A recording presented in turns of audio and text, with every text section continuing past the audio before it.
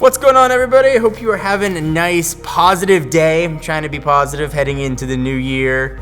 Speaking of positive things, this is the iPhone XR, and my review of the iPhone XR was not positive.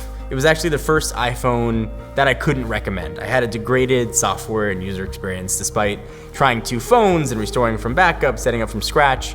It didn't work the way I had expected it to and the way iPhones typically have. You know, iPhones, you might not like them, but you can usually recommend them because you know what you're gonna get. So I wanted to go to the expert and get a different opinion on someone who loved the iPhone XR and also be able to say, was I wrong about the iPhone XR? Have things changed since the initial review? So ladies and gentlemen, the one and only Mr. John Morrison. I'm gonna ask you just straight up, am I or was I wrong about the XR? And our friendship is on the line with your answer. I don't think you didn't have problems. Okay. Can I say that? Fair. I feel like people mix up the use case to where like I genuinely feel like you had those bugs. Like you're not the kind of guy that's gonna make that up. Yeah. My experience was different, and like if I was gonna recommend an iPhone for people to buy, it's gonna be the XR, just because it's like it has most of the things that everybody wants. Obviously it's cheaper, but in certain ways, I think with portrait mode and the single lens and the lower aperture, like it's better in certain ways. So I don't think you were wrong. I think you had problems. And in all fairness, I have actually bought 2 more iPhone XRs for gifts. Right. So like I'm aware that it was probably an anomaly experience. So taking the XR, taking my issues kind of like out of it, has your experience changed with software updates? Are you missing the zoom? Do you care about the LCD? I don't feel like I do. I feel like, again, most people, they don't care about resolution. They don't care about that second lens. And honestly, having the lower aperture with the main focal lens, it allows you to do things like if you add something like a moment case and you get the telephoto lens, it's like the super iPhone XS Max on steroids, where it's actually better because you still retain the lower aperture.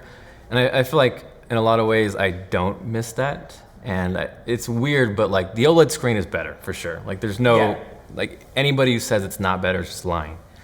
But if you go to it and you get used to it, it's not something where I felt like I was missing anything going to the XR. Do you think so? A lot of questions about the XR with discounts coming, and it's the first phone that Apple, and I think they really tried to give a full-featured phone. You're not sacrificing processor. You're really not sacrificing much in the way of camera. You're sacrificing it in screen is really it versus the flagship, and that's a very new approach for what you consider not really a budget, but the more affordable for Apple. Do you think that was a mistake and a mistaken approach from Apple? I just think it was slightly too expensive.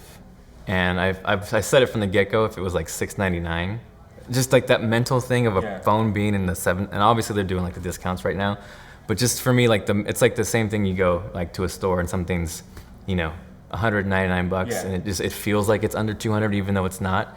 And something about just like that $749 price tag, just it made it feel closer to the XS and XS Max than it should have. Whereas if it was like $699, and obviously everyone's gonna say it should be even cheaper than that, but just like the mental thing of it's in that like 600 versus like that $800, $900 range, I think would have helped a little bit. And I think the market's in a weird place right now. Weird place. It's not, you know, phones have kind of come to a point where the whole market's suffering and everyone wants to like jump on Apple and like, oh yeah, the iPhone's dead, XR sales suck.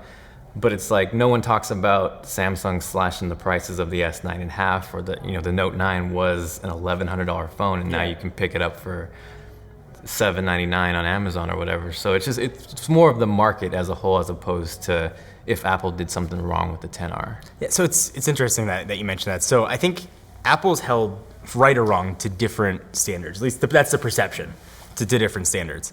So the XR, whether it was a hit or a miss, they tried something new, and I think any company who's trying something new should be commended. Whether it ends up falling flat or being successful, you know, for every Note Edge, you know, you end up with a Galaxy S9. Like, things paved the way for the next generation.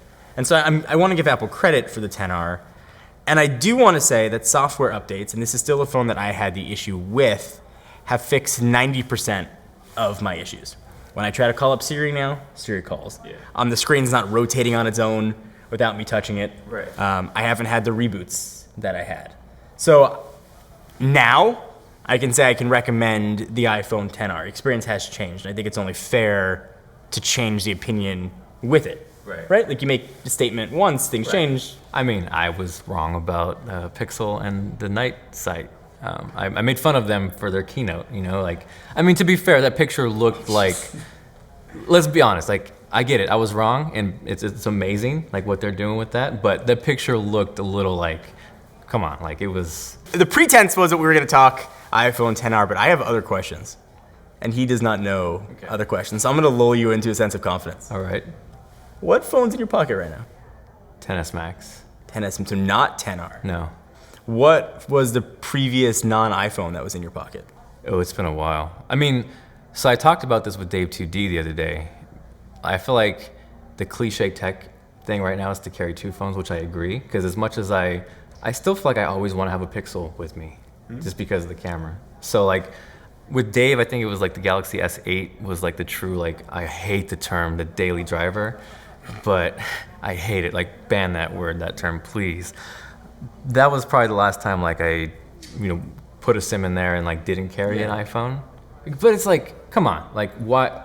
Well, obviously we're spoiled in the tech world, but it's like, you have the access to the ecosystem. Yeah. It's like, iMessage is cool. Like, people don't realize how convenient on a day-to-day work scenario, like AirDrop, and like AirDrop it to my computer. It just works. Dude, we do it. I'm pointing at people off screen all the time in the office. All right, so for me, at least initially, the XR was probably one of my most disappointing initial experiences. What was your most disappointing tech experience of the year? Can I say like the lack of air power or like new home AirPods? Does that count? Yeah.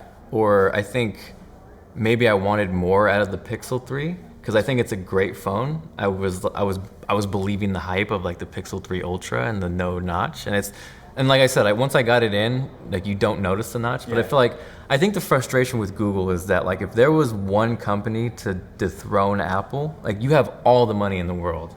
That's like FU money Google has. Why aren't you taking it to Apple and putting the money that they put into the research and the development? And granted, the camera's great, the software's amazing, but why can't you get on the hardware level? I'll go with that. So that was actually the next question, was what has Google done to impress you in 2018? The Slate? I'm kidding. I guess like Night Sight, right? Like I think that's an advancement in terms of like tech. And I want to give credit for you not saying the Red Hydrogen one for most disappointing tech of 2018. See, the problem is I didn't even touch that. Seriously? I think I looked at it once and I knew it was going to be a disaster.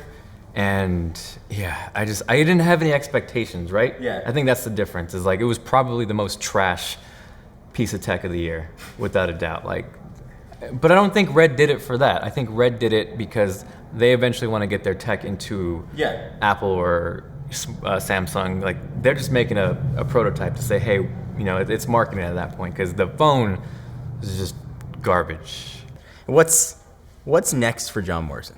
This is like my 60 minutes big interview question. I'm going a little more formal. What's next? Next? Tell the audience. I think I just want to not get out of the tech game, but just keep doing what I'm doing and having fun. I think you can probably attest. I can attest. Tech has got stale a little bit.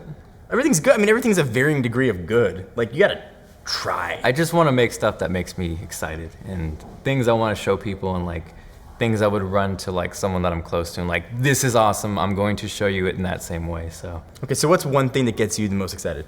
Making awesome video, or I don't know. Sometimes I go back and forth between music or video, but like the art of it, I guess. Learning, you know, the science behind it, because I feel like coming from someone who never went to film school or whatever, like learning why something works.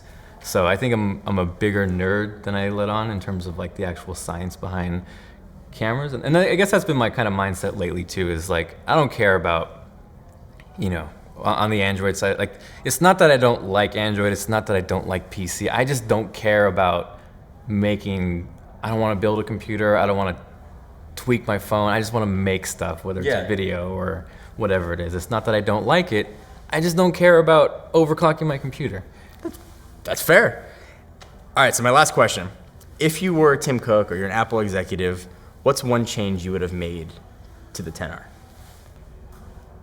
I would have.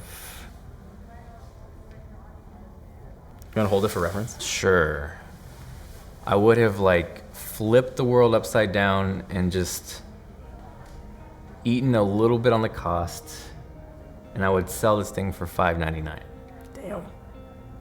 And just take over. Take over. Because Fair. at that price, it's like, what are you doing? And add some fast charging in the box. Fast charging in the box would be nice. Still no fast charging. No, because people say it's not a big deal, but if you've experienced like USB to C Lightning, it'll change your life. So we diverged from the iPhone XR. Mostly just I wanted to come talk to John, have a conversation. And two people who love technology and have been doing kind of similar things for a long time. And John's blazing a path that I don't think anybody else has really blazed. And it's been cool to watch and see. And then say that, yeah, probably I was wrong about the XR. I wasn't wrong about my experiences with it. But in all fairness, it has improved since software. So I can recommend the phone again and kind of give an update on that front. Best Anyway. iPhone of 2018. I'm not saying that. Anyway, thank you guys for watching. John, thank you for hosting us. Hope you guys enjoy, and I'll see you in the next video.